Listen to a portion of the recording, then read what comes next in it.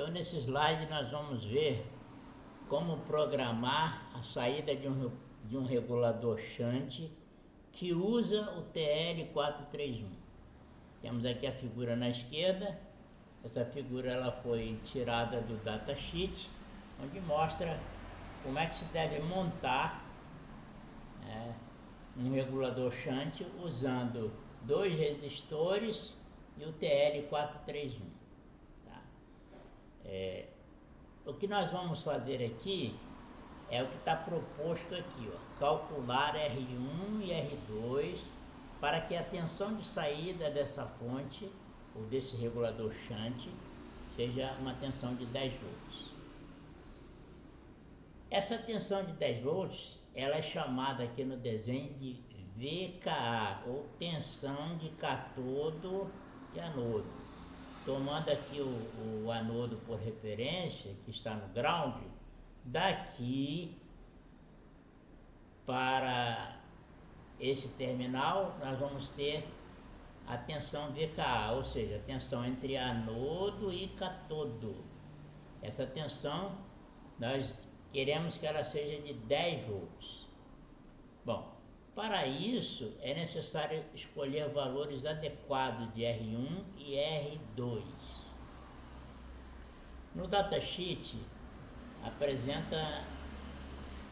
apresenta-se essa equação aqui, um tanto quanto complicado, onde o VKA na verdade aqui é os nossos 10 volts que se pede para calcular. O VRF, voltagem de referência, tensão de referência, na verdade é essa tensão que fica entre o anodo e o terminal R do nosso TL431. Tá? E o R1 ele pega aqui do terminal R e vai até o terminal do catodo. Então percebam que existe uma relação entre R1 e R2 mais 1, que multiplicado pela tensão de referência e depois somado aqui pela corrente de referência multiplicado por R1, que na verdade essa corrente que flui aqui através de R1 multiplicado pelo valor de R1 é a queda de tensão em VR1, em R1, que nós podemos até chamar de VR1.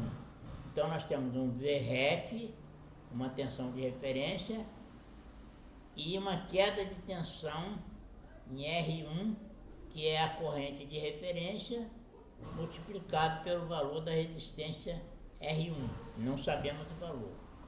Então, o que nós conhecemos? Bom, os valores que nós conhecemos é a tensão entre anodo e catodo, que é 10 volts. É o que se pede lá aqui no enunciado do exercício. Né? Calcular 10 volts, calcular os resistores R1 e R2 para que tenhamos 10 volts aqui em VKA. Também outro parâmetro dado agora pelo datasheet é o valor dessa corrente, né, que é a corrente da referência. Essa corrente, pelo datasheet, ela pode variar de menos 0,05 até 1 mA.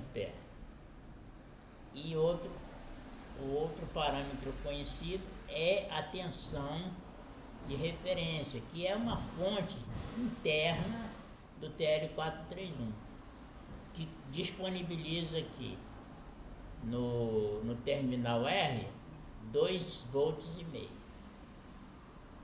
Então nós temos que calcular R2 e R1. É o que está faltando aqui.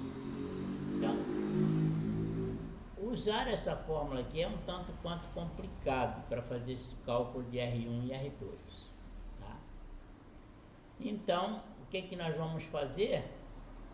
Nós vamos fazer o seguinte, vamos verificar que existe uma corrente que circula por R1, que é a corrente de referência.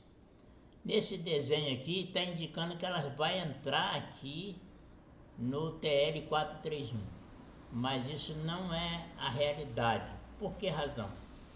Porque no diagrama em bloco do TL431, essa entrada aqui, R, ela corresponde à entrada do amplificador operacional. Como essa entrada do amplificador operacional tem uma impedância que tende ao infinito, a corrente que vai fluir para dentro do operacional é zero, não tem corrente. Então, para onde essa corrente vai fluir? Ela vai fluir também através de R2. Então, perceba o seguinte: a corrente de referência circula por R1 e por R2. Agora vai ficar fácil, né? Porque se nós conhecermos a queda de tensão em R1 e R2 e sabemos qual é essa corrente de referência, vai ficar fácil calcular aqui quais são os valores desses resistores. Bom, aqui nós já sabemos qual é a queda de tensão, que é o quê? Que é a tensão de referência de 2,5 volts. Essa tensão está sobre R2. Se nós conhecemos que a corrente de referência é de 1 mA e ela está fluindo através de R2, com uma queda de tensão de 2,5, é só fazer pela lei de Ohm o seguinte: R2 é igual a tensão de referência dividido pela corrente de referência. Fazendo a conta, 2,5 volts dividido por 1 mA, nós encontramos a resistência R2, que é 2,5 kΩ. Bom, e agora, como calcular o valor desse resistor? Para isso nós temos que saber qual é a queda de tensão em R1. Bom, a tensão total aqui na saída é 10 volts. Então, se sobre R2 nós temos uma queda de 2,5, o que sobra, que é 7,5 volts, fica de queda aqui em R1. Bom, agora é fácil calcular qual é o valor de R1. É só você pegar os 7,5 volts de queda em R1 e dividir pela corrente de referência, que é 1 mA. Fazendo essa conta, nós encontramos então a resistência igual a 7,5 kΩ. Então, resposta: quais são os valores de R1 e R2 para que a tensão de saída seja 10 volts? R1 é 7,5 volts, 7,5 kΩ, e R2 é 2,5 kΩ. Perceberam? Bom, então vejam outra coisa interessante. Se eu tenho 2,5 aqui com um resistor fixo, né, de 2,5 kΩ, se eu colocar um resistor aqui variável, eu posso ajustar essa tensão de saída para o valor que eu quiser, tá? Se eu colocar o 7,5 kΩ, eu vou ter 10 volts. Se eu colocar aqui um curto-circuito, uma resistência igual a zero, qual é a tensão que eu vou ter nesse ponto? Eu vou ter 2,5, que é a tensão de referência. Como aqui é um curto, esses 2,5 também vai aparecer aqui em VKA. Ou seja, com um trim-pot zerado, resistência igual a zero, eu vou ter aqui na saída VKA uma tensão de 2,5 volts, que é o mínimo. Variando esse trim-pot, eu posso subir essa tensão. Se eu variar esse trim-pot até ele atingir o valor de 7,5 kΩ, então eu vou ter uma queda aqui de 7,5 volts.